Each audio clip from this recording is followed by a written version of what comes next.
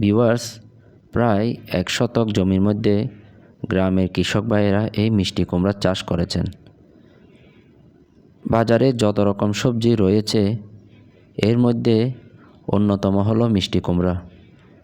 মিষ্টি কুমড়া হলো পুষ্টিগুণে ভরপুর একটি সবজি।